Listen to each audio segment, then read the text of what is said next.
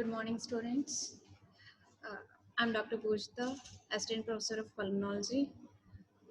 Today, I'm going to discuss about the bronchiectasis under the following headings: definition, etiology, pathology, clinical presentation, diagnosis, and treatment.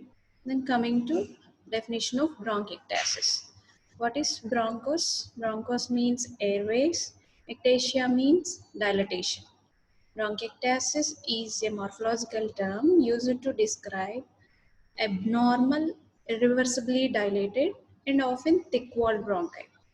Bronchiectasis is abnormal, irreversibly dilated, and often thick-walled bronchi. This is the normal bronchus.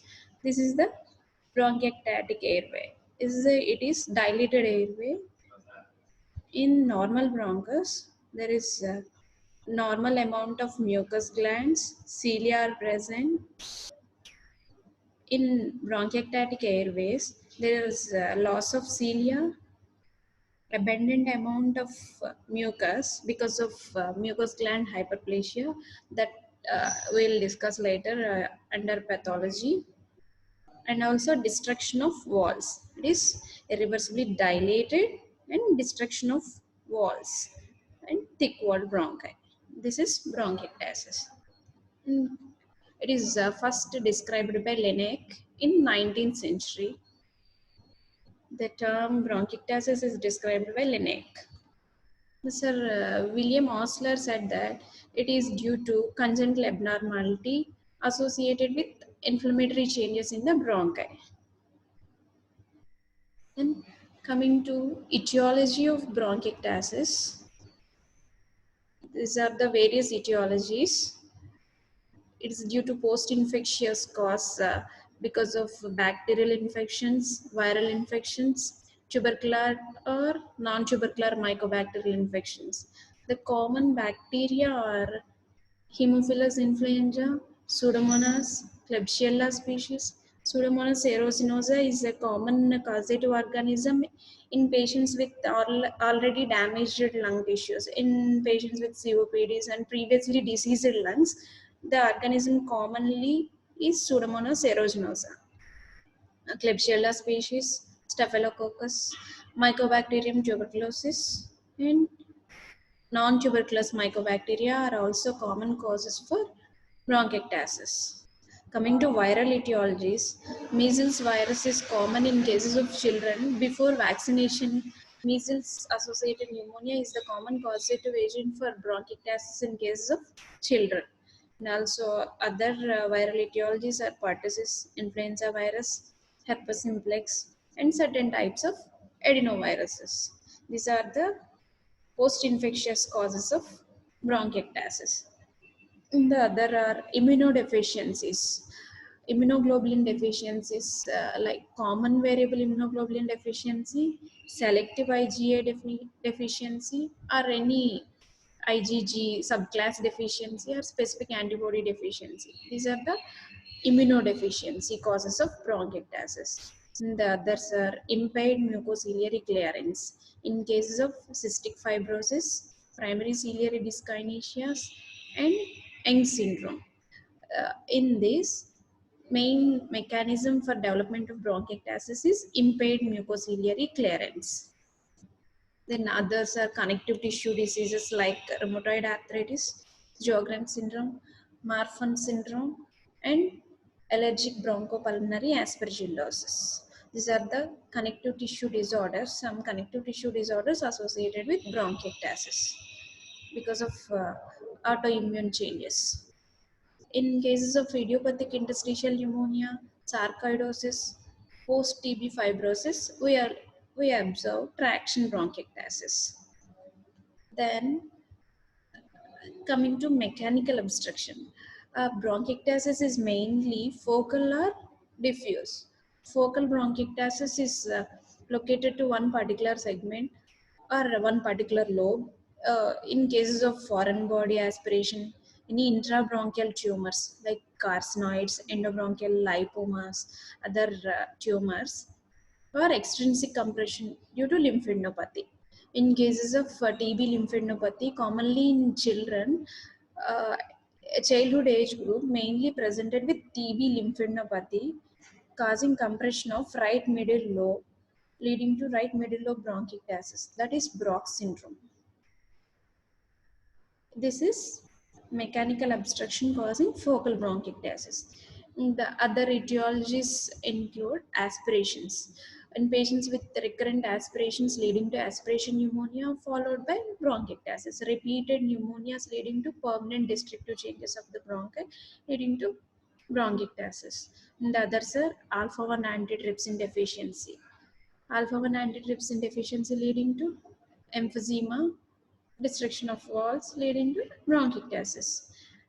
Uh, Coming to yellow nail syndrome, this is also cause bronchiectasis and associated with bilateral pleural effusions, yellow nails, or some other features of yellow nail syndrome. And diffuse panbronchiolitis, toxic inhalation. These are the etiologies of bronchiectasis. Infectious etiologies, immunodeficiencies due to impaired mucociliary clearance, that is cystic fibrous primary ciliary dyskinesia sign syndrome, connective tissue disorders, and mechanical obstruction due to foreign body aspirations, intrabronchial tumors, extrinsic compressions, or other etiologies. And the others are congenital abnormalities of bronchial wall. In these also we will observe bronchiectasis. In Monier-Kuhn syndrome, it is tracheobronchomegaly, central bronchiectasis. William Campbell syndrome, the congenital cartilaginous deficiencies of lobar to segmental bronchi leading to dilatation of the bronchial walls. That is produce peripheral bronchiectasis. And also in Marfan syndrome also we will observe bronchiectasis. These are the etiologies of bronchiectasis. Then coming to pathology. Mainly the bronchiectasis, how it will occur is the bronchiectasis is bronchial dilatation, abnormal dilatation. Is associated with destructive and inflammatory changes in the walls of the medium-sized airways, often at the level of segmental or subsegmental bronchi. Commonly involvement of medium-sized airways, destructive and inflammatory changes. The main inflammatory cells are neutrophils. It is primarily mediated by neutrophils. These neutrophils releases enzymes like elastase and matrix metalloproteinases. This causes destructive changes in the walls. In normal components of the bronchial walls like cartilage, muscle and elastic tissue are destroyed and they are replaced by fibrous tissue. In these dilated airways frequently contain pools of thick purulent material, while more peripheral airways are often occluded by secretions or obliterated and replaced by fibrous tissue. Central dilated airways filled with thick mucoid purulent material. Peripheral airways are occluded by these secretions. Fibrosis is commonly observed in peripheral airways. The additional microscopic features are peribronchial inflammation, fibrosis, ulceration of the bronchial wall, squamous metaplasia, normally respiratory tract epithelium, ciliated columnar epithelium is undergo metaplastic changes like squamous metaplasia, and mucous gland hyperplasia is observed in bronchiectasis. Mainly destructive and inflammatory changes. Normal epithelium is replaced by fibrous tissues and squamous metaplasia. This is the vicious cycle of bronchiectasis, one followed by other. Any damage to respiratory tract or underlying disease or any infectious process leading to impaired mucociliary clearance or any inflammation leading to mucociliary clearance impairment which leading to accumulation of secretions. Mucociliary clearance is impaired followed by mucus accumulation. This mucus accumulation leading to bacterial colonization. Bacterial colonization further results in inflammation and destructive changes. This is the vicious cycle. Mechanisms of bronchiectasis are due to bronchial obstruction. In cases of bronchial obstruction, it is in this CT is a left main bronchus endobronchial tumor. This is carcinoid tumor obstructing the left main bronchus. This in turn leading to changes of bronchiectasis. It causes obstruction of the left main bronchus, leading to accumulation of secretions followed by bronchiectasis. This is the endobronchial tumor, carcinoid tumor. This is the bronchoscopic view of carcinoid. This is the post-obstructive pathology which lead into focal bronchiectasis in involvement of one particular lobar segment. Right middle lobe syndrome is commonly seen in cases of post-tubercular sequelae in cases of children. That is Brock's syndrome. Right middle lobe syndrome is a specific type of bronchial obstruction that may result in bronchiectasis. It results from abnormal angulation of lobar bronchus. Right middle lobe bronchus originates at an abnormal angle from the intermediate bronchus, so that it will there is a more chances of obstruction by the lymph nodes. It is surrounded by the lymph node chain, so that any enlargement of lymph nodes causes obstruction of the right middle lobe bronchus, leading to middle lobe bronchiectasis. Then coming to aspiration, repeated foreign body aspirations are in cases of GARD, chronic aspirations leading to aspiration pneumonia followed by bronchiectasis. In cases of GARD, Helicobacter pylori plays a major role in the development of bronchiectasis. Then coming to immunodeficiencies mainly hypogammaglobulinemias, leading to repeated childhood infections.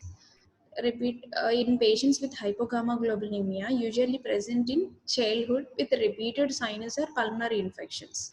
Although the disorder has been diagnosed in adults also, hypogammaglobulinemias is diagnosed, but they didn't give any history of repeated infections. So that establishing the diagnosis is very important, because supplementation of immunoglobulins decreases the chances of lung injury. Then coming to impaired mucociliary clearance mechanism, mainly cystic fibrosis, primary ciliary dyskinesias, Eng syndrome, Cartagena syndrome also, based on impaired mucociliary clearance, involves the involvement of ciliary dysfunction. Then coming to cystic fibrosis, it is a multi-system disorder that affects the chloride transport system. That is a defect in CFTR protein. That is cystic fibrosis transmembrane regulator protein defect. It's an autosomal recessive disease. Mainly, it produces the major pulmonary finding is bronchiectasis. In cases of cystic fibrosis patients with pulmonary finding is bronchiectasis. Bronchiectasis is associated with cystic fibrosis. Is believed to occur because of mucus plugging of proximal airways and chronic pulmonary infection, especially with mucoid Pseudomonas aeruginosa. In cystic fibrosis patients, Pseudomonas aeruginosa is a mucoid variant. In non-cystic fibrosis patients, non-mucoid Pseudomonas aeruginosa is a commonly causative agent. This is the CFTR channel. This is mutated CFTR channel. Normally, the chloride ions are transported through this channel outside of the cell. In cases of mutated channel, it does not allow the chloride ions to pass through this, so that stickiness of mucus occurs. That is mucus plugging in the airways. Thick mucus is formed because of non-transport of these chloride ions. Then coming to Eng syndrome. Eng syndrome is also similar to cystic fibrosis. It's a genetic variant of cystic fibrosis. The main finding is male infertility. In cases of Eng syndrome, bronchiectasis occurs predominantly in the lower lobes. And other features are sinusitis and obstructive agiospermia. The pathogenesis of bronchiectasis in these patients is same as mucociliary impairment. This is observed by the electron microscopic analysis of the structure of cilia. Coming to primary ciliary dyskinesia. Primary ciliary dyskinesia, the defect is mainly the proteins of outer or inner dyneins, which give the cilia their motility. Primary ciliary dyskinesia have ultrastructural defects affecting the proteins in the outer or inner dyneins. Cilia are mobile through dyneins. This is the dyneins, outer dyneins and inner dyneins. Cilia move through these dyneins. These are the 9 peripheral tablets. This is the central tablet. These are the dyneins. Syndrome mainly dynein. Primary ciliary dyskinesia mainly dynein defects. Then coming to Cartagena syndrome. Cartagena syndrome is also a subset of primary ciliary dyskinesia. It is an autosomal recessive condition characterized by abnormal ciliary structure. The classical triad of Cartagena syndrome is situs inversus, chronic sinusitis or nasal polyposis, and bronchiectasis. These are the classical triad of Cartagena syndrome. Situs inversus, bronchiectasis, and chronic sinusitis. Male infertility is also observed in Cartagena syndrome. This is the dextrocardia in Cartagena syndrome patient. Coming to allergic bronchopulmonary aspergillosis. In patients with ABPA, ABPA is mainly a hypersensitivity reaction to inhaled aspergillus antigen that is characterized by bronchospasm, bronchiectasis, and immunological evidence of a reaction to aspergillus species. ABPA is suspected in patients with the productive cough who have a long-standing history of asthma, which are not responding to conventional therapy. In that patients, we suspect ABPA, allergic bronchopulmonary aspergillosis. In these patients, bronchiectasis mainly involve the proximal airways, central and medium-sized airways. The proximal airways are obscured by the viscid secretions of the fungus. Then coming to congenital anatomical defects, in case of bronchopulmonary sequestration also is seen bronchiectasis is the William Campbell syndrome and Monier-Cohn syndrome. William Campbell syndrome is congenital cartilaginous deficiency. In these patients, the absence of cartilage from lobar to first to second generation segmental airways that results in extensive peripheral bronchiectasis. Congenital absence of cartilage. In cases of Monier-Cohn syndrome, that is tracheobronchomegaly, is a rare disorder characterized by dilatation of trachea and segmental bronchi. This is the patient with tracheobronchomegaly.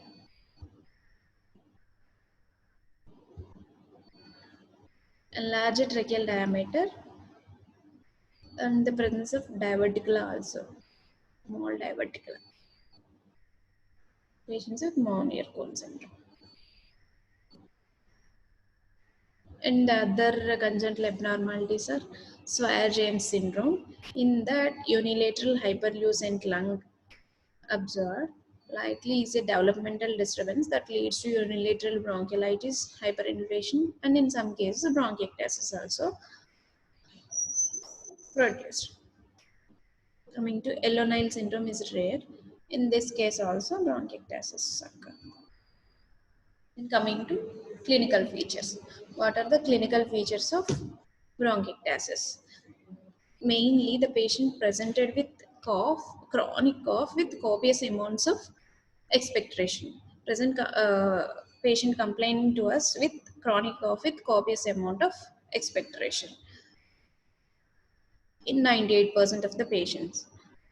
In cases of exacerbations, infectious exacerbations, the sputum becomes purulent, may develop offensive odor. Normally, mucoid expectoration. In cases of exacerbations, infectious exacerbations only, sputum becomes purulent and may develop offensive odor.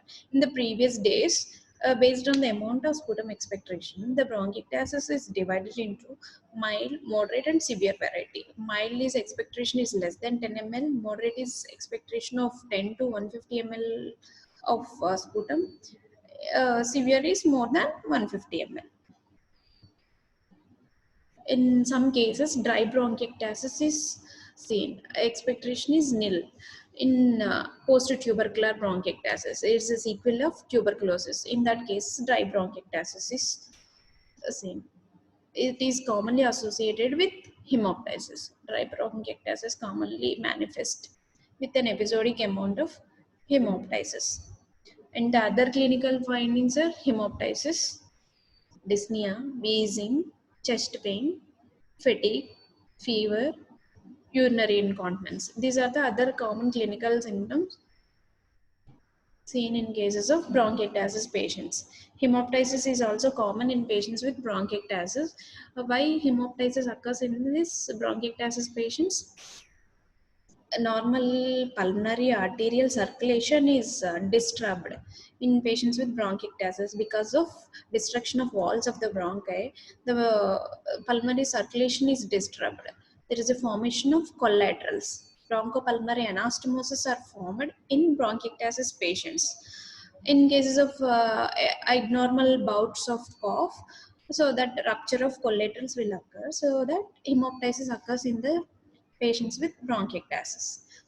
Uh, s- because of these collaterals, the systemic to pulmonary shunting occurs. So blood in the collaterals is in high systemic pressure, so that massive hemoptysis will occur in patients with hemoptysis in some patients, but generally mild. If massive hemoptysis may occur, then it is due to bronchial artery rupture.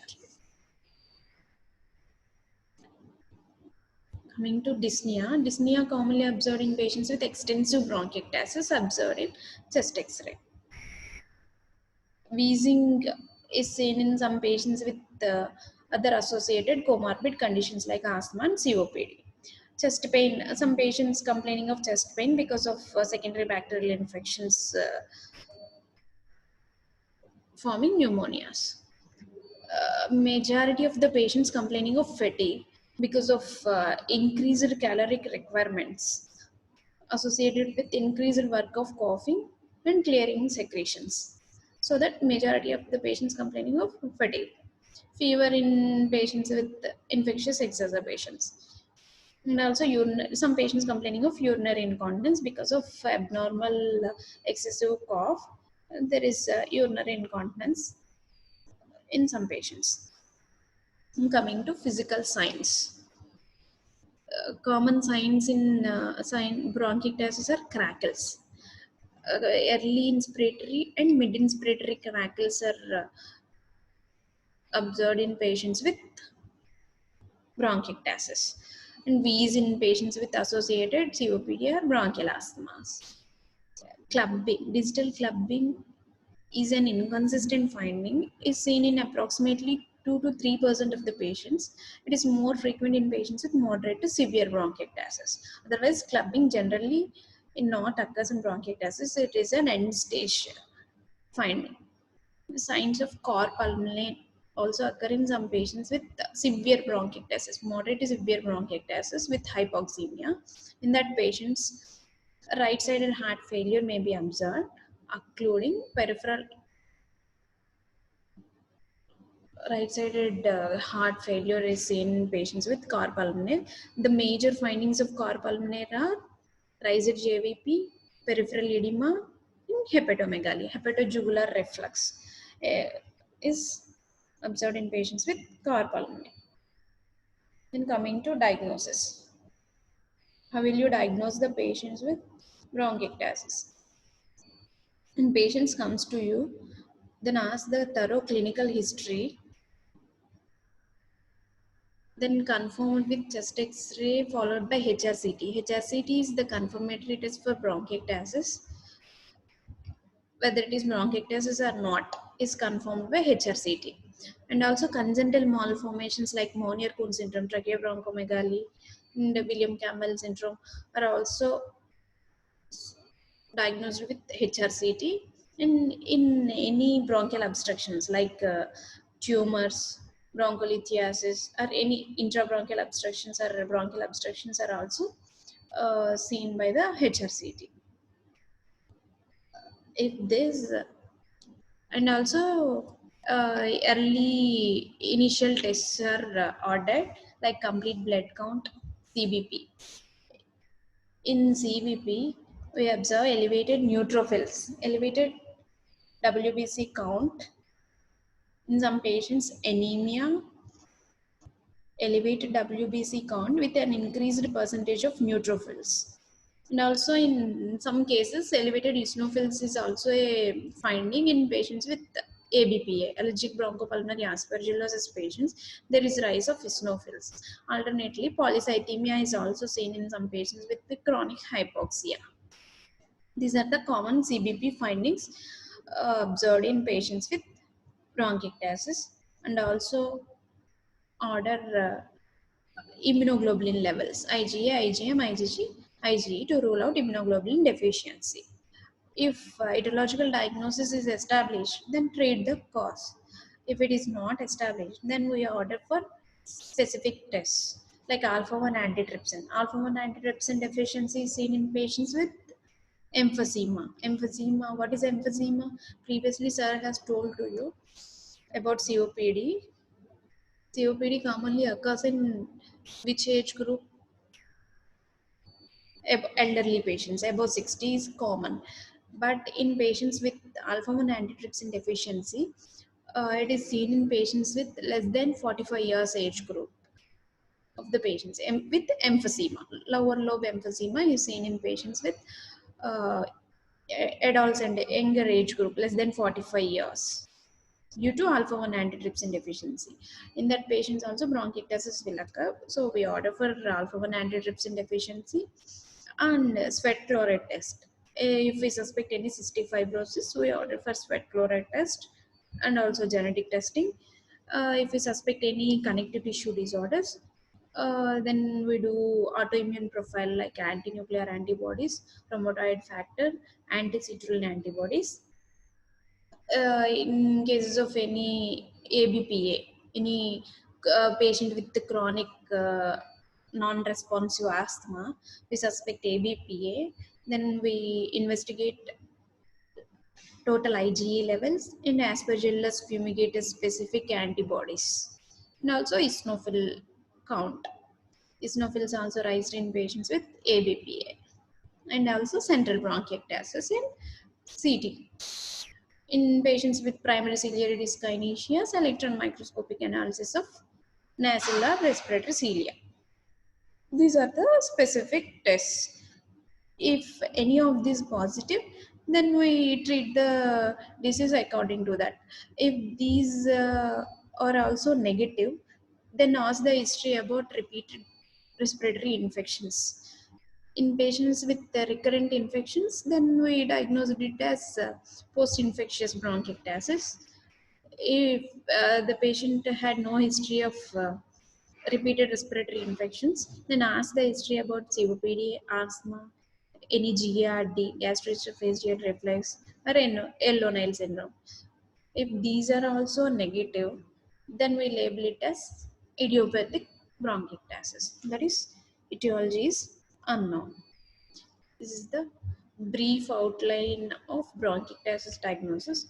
If we suspect bronchiectasis, whether it is localized or diffuse, is confirmed by HRCT. It is localized bronchiectasis, we suspect any post-obstructive cause or any chronic aspiration. Aspirations are common generally in lower lobes. In sitting position, in supine position, apical segment of lower lobe or posterior segment of upper lobe in supine position. So one particular lobe is common in chronic aspiration pneumonias.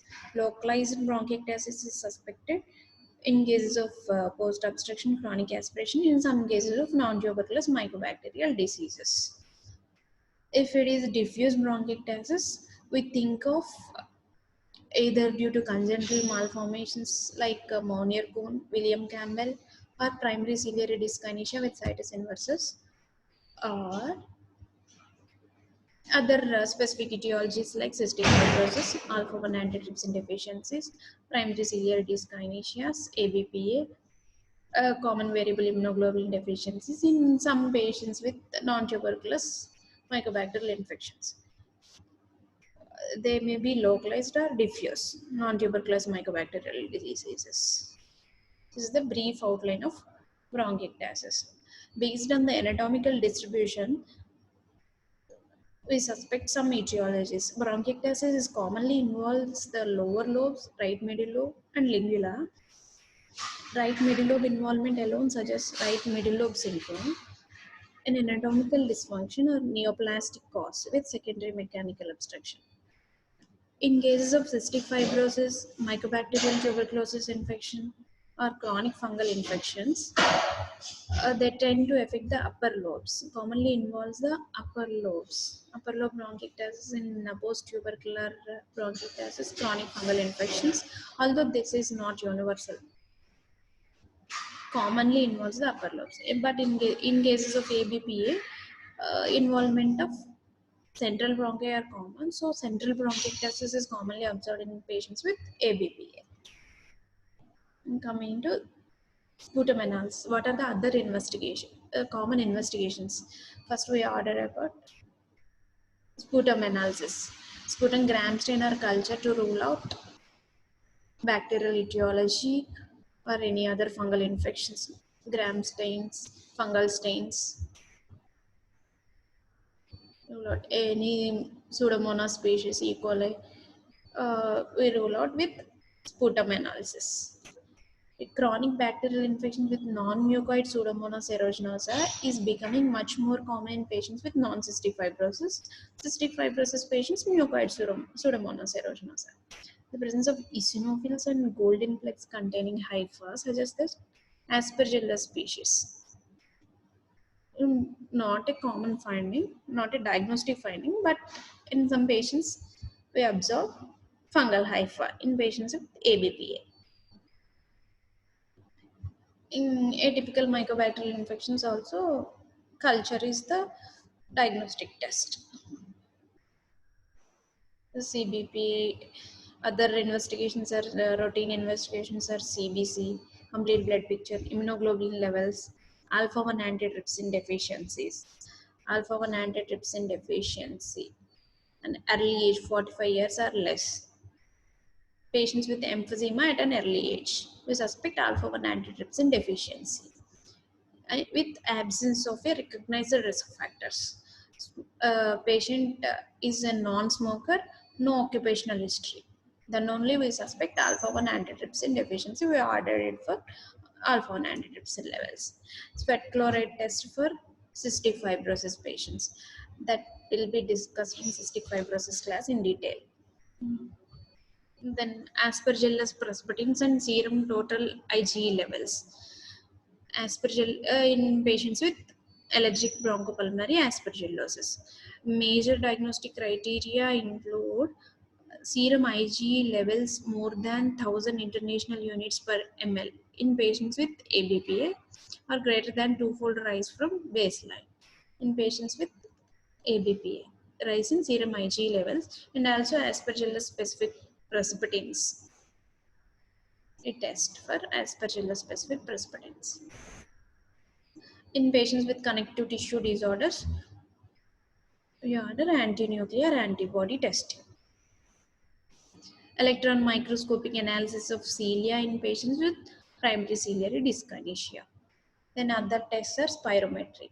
Common spirometry finding is obstructive airway abnormality because of associated any COPD or asthma, and most of the patients are chronic smokers, so that obstructive defect is observed in patients with bronchiectasis in spirometry, pulmonary function test. Then radiological investigations are chest X-ray. In chest X-ray, commonly ring shadows, tram tracks, finger in glove. Finger in glove common in finding of CT finding. Other chest X-ray findings are increased pulmonary markings, honeycombing, atelectasis, and pleural changes. Tram tracking, cylindrical bronchiectasis, varicose cystic bronchiectasis, clustered cysts are also observed in chest X-ray. But this is confirmed by CT. CT scan. This is the actual CT scan. And other major sign of CT is signet ring sign. Signet. What is signet ring sign? This is the bronchus, dilated bronchus. This is pulmonary artery. Normally, the ratio between the bronchus to pulmonary artery is 1 to 1.5. But in patients with bronchiectasis, the diameter is greater than 1.5, 1.5 times that of the adjacent vessel. Bronchial dilatation is 1.5 times that of the adjacent pulmonary artery. This is the signet ring sign. This is common in patients with bronchiectasis as the major CT finding. Signet ring sign. Is nowadays HRCT is the diagnostic test. It replaced the bronchography. Previously, bronchography is the gold standard test. Nowadays, it is not commonly used because of dye-related side effects. Dye causes hypersensitivity reaction, so that it is outdated. Uh, CT is the now the diagnostic test. The sensitivity and specificity reportedly are 84 to 97% and 82 to 99% respectively. The other CT findings are cylindrical bronchiectasis, varicose, cystic bronchiectasis are also seen in patients with bronchiectasis in CT. This is the cylindrical appearance of bronchus. This is the varicose bronchiectasis. The bronchial outpouchings appears like a diverticula. This is varicose bronchiectasis. This is cystic. This is the patients with cystic bronchiectasis with mosaic attenuation. Mosaic attenuation. This is varicose bronchiectasis. Varicose bronchiectasis. Outpouchings appears like a bronchial diverticula. This is the patients with cylindrical bronchiectasis. Tram tracks, railroad tracks. And the other finding is tree in bud appearance in patients with bronchiectasis. The other investigation include bronchoscopy. The bronchoscopy mainly used for evaluating the proximal airways for any lesions and also assessing the cause of hemoptysis, localizing the source of hemoptysis by using bronchoscopy. The bronchography is previously used, not in nowadays. Not. Then coming to management. The management of the bronchiectasis includes general management. Most of the patients are chronic smokers, so patients with bronchiectasis should be encouraged to stop smoking. And also advise about vaccination against influenza and pneumococcal disease to prevent the recurrent exacerbations in patients with chronic respiratory disorders. These are the general management. Then identify and treat the underlying cause. What is the vicious cycle of bronchiectasis? This is the vicious cycle in patients with any structural lung damage and airflow obstruction. Patients with damage with airflow obstruction. Obstruction is relieved by using bronchodilators in pulmonary rehabilitation. What is rehabilitation? Rehabilitation is not only exercise training to improve the psychological and physical strength of the patient is pulmonary rehabilitation. In management of comorbidities. In cases of bacterial colonization, then treat with macrolide antibiotic therapy. Inhaled antibiotics. Inhaled antibiotics are also nowadays using under trials. Only two antibiotics are commonly used without any side effects like gentamicin, inhaled gentamicin and also inhaled liposomal ciprofloxacin. That I'll discuss later. In cases of Pseudomonas aeruginosa eradication, mainly inhaled antibiotics are used because of drug deposition to lungs is more in patients in treating with inhaled antibiotics. Airway inflammation is treated with macrolides. Macrolides used as antibacterial and also anti-inflammatory agents. And inhaled corticosteroids are used in patients with severe airway inflammation, suspecting in patients with asthma or ABPA. In patients with excessive airway secretions or mucus plugging, use mucolytics, physiotherapy, etc. This is the specific treatment. Identify the cause and treat the underlying cause. Then coming to airway clearance is mainly by physiotherapy in pulmonary rehabilitation. What are the mucolytic agents or hyperosmolar agents? A variety of agents such as nebulized hypertonic saline or carbocystine or N-acetylcysteine are used as mucolytic agents. They dissolve the mucus, helps in lysis of mucus, these agents. So clearance of secretions will occur. Coming to oral antibiotics and anti-inflammatories, macrolides are commonly used as antibiotics in patients with bronchiectasis. Because of why macrolides are commonly used, they're not only having antibacterial effect, they are having anti-inflammatory effects also. In BTS guidelines, what is BTS? British Thoracic Society guidelines recommend consideration of long-term oral antibiotics for more than patients with more than 3 exacerbations per year, or those chronically colonized with Pseudomonas aeruginosa. In that, patients who use long-term antibiotics are up to 1 year. Macrolides are commonly used in that patients. What macrolides? Azithromycin 250 milligrams daily or 500 milligrams thrice weekly, or erythromycin 400 milligrams twice daily for 1 year is commonly used in patients with more than 3 exacerbations per year. Other treatments are inhaled corticosteroids and bronchodilators in patients with other underlying associated asthma and COPD. Oral steroids not commonly used but are used in patients with ABPA and acute exacerbations of bronchial asthma. Then coming to inhaled antibiotics. Inhaled antibiotics normally used in patients suspecting Pseudomonas aeruginosa infection, mainly nebulized gentamicin for 12 months. Reported significant benefits. Their dose of 80 milligrams twice daily. A dry powder and liposomal ciprofloxacin was associated with a significant reduction in bacterial load during a 28-day treatment period. Then coming to tobramycin, colistin, and azotrianum, these are under trials because phase 2 trials only completed. Because of worsening of side effects, worsening effects of cough, dyspnea, chest pain may occur with these drugs. So these are under trials only. Only nebulizer gentamicin, dry powder, and liposomal ciprofloxacin is preferring agents for inhaled antibiotics. And coming to exacerbations treatment, the appropriate length of treatment for exacerbations is 14 days. We use 14 days of antibiotic treatment in patients with infectious exacerbations, either oral or intravenous.